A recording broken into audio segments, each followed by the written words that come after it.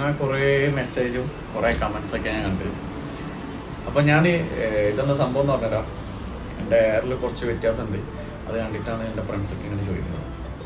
Hair transplant ചെയ്തിട്ടില്ല, പക്ഷെ നിങ്ങൾക്ക് മുന്നേ എൻ്റെ വീഡിയോ കാണുന്ന ആൾക്കാർക്കറിയാം. അപ്പോൾ അത്യാവശ്യം ഈ ഭാഗമൊക്കെ ഫില്ലായിട്ടുണ്ട്. നിങ്ങൾക്ക് മുന്നേ ഇവിടെ ഒന്നും മുടി ഉണ്ടായിട്ടില്ല. അപ്പോൾ ഞാൻ ആദ്യം ചെയ്തത് ഈ സാധനം യൂസ് ചെയ്യുന്നത് ഒഴിവാക്കി, മാക്സിമം ഒഴിവാക്കി. ഞാനിപ്പോൾ ക്യാപ്പ് യൂസ് ചെയ്യില്ല. കാരണം ക്യാപ്പ് നമ്മുടെ തലയിലുണ്ടെങ്കിൽ നമുക്ക് ഹെയറുമായിട്ടൊരു കോണ്ടാക്ട് ഉണ്ടാവില്ല.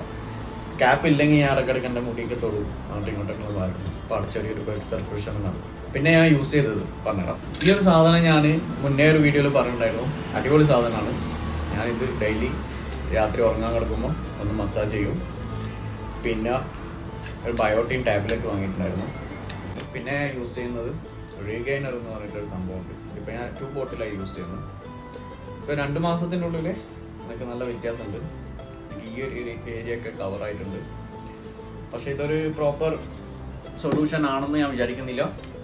നാട്ടിൽ പോയി എന്തായാലും ഞാൻ ഹെയർ ട്രാൻസ്പ്ലാന്റ് ചെയ്യുന്നുണ്ട്. അതിൻ്റെ വീഡിയോ ഞാൻ ചെയ്യാം. ഇതിനെന്തെങ്കിലും ഫോളോ പറയണമെങ്കിൽ വെയിറ്റ് ചെയ്യാം.